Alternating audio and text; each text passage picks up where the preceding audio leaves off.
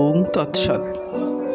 শিবসংহিতায় বলা হয়েছে যোগশাস্ত্রই সর্বাপেক্ষা শ্রেষ্ঠ, কেননা এতে জ্ঞান লাভ হলেই এই সমস্ত জগতের নিশ্চিত জ্ঞান লাভ হয়। সুতরাং এই যোগ বিষয়েই সকলের পরিশ্রম করা উচিত। শ্রী ভগবান শ্রীকৃষ্ণ যোগীকে সর্বাপেক্ষা শ্রেষ্ঠ বলে বর্ণনা করেছিলেন এবং শ্রীমদ্ ভাগবত গীতায় বলা হয়েছে যোগী তপস্বীগণ অপেক্ষা শ্রেষ্ঠ, শাস্ত্রজ্ঞানী অপেক্ষাও শ্রেষ্ঠ এবং কর্মীগণ অপেক্ষাও শ্রেষ্ঠ।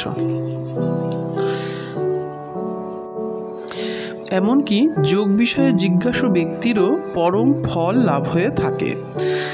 এবং শ্রীমদ্ভাগবত গীতায় এটাও বলা আছে যে যোগ বিষয়ে জিজ্ঞাসু ব্যক্তিও শব্দ ব্রহ্ম অর্থাৎ বেদের কর্মকাণ্ডকে অতিক্রম করেন। হঠযোগ প্রদীপিকায় বলা হয়েছে গুরুদত্ত ক্রিয়ানুষ্ঠান করলেই যোগসিদ্ধ হওয়া যায়। ক্রিয়ায় বিরত হলে কীরূপে সিদ্ধি লাভ হবে? কেবল শাস্ত্রপাঠ দ্বারা যোগসিদ্ধি হয় না। যোগীর বশ অর্থাৎ বসনাদি ধারণ করলেই যে যোগসিদ্ধি হবে তাও নয়, কিংবা যোগের কথা আলোচনা বা বক্তৃতা করলেও যোগী হওয়া যায় না। ফলত ক্রিয়ায় সিদ্ধির মূল কারণ। গুরুদত্ত ক্রিয়ানুষ্ঠান দ্বারাই যোগসিদ্ধি হয়, এতে কোনো সংশয় নেই। মনুসংহিতায় বলা হয়েছে ক্রিয়া করিলে ক্রিয়ান্বিত ব্যক্তির দ্বারা পূর্ব সপ্তম ও পরের সপ্তম পুরুষ উদ্ধার হয়। ক্রিয়ার দ্বারা শান্তি পায়, বুদ্ধি, যশ, আয়ুবৃদ্ধি ও সমাধি হয়।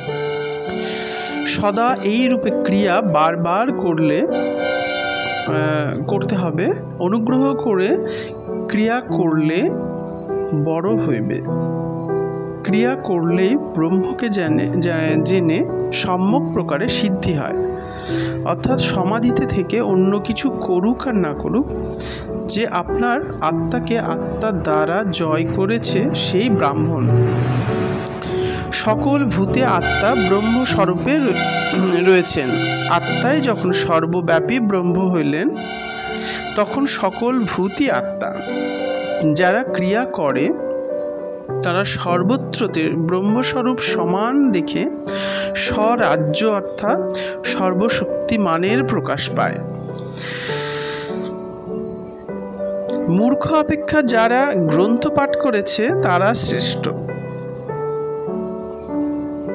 তা অপেক্ষা যিনি অর্থ জানেন তিনি শ্রেষ্ঠ।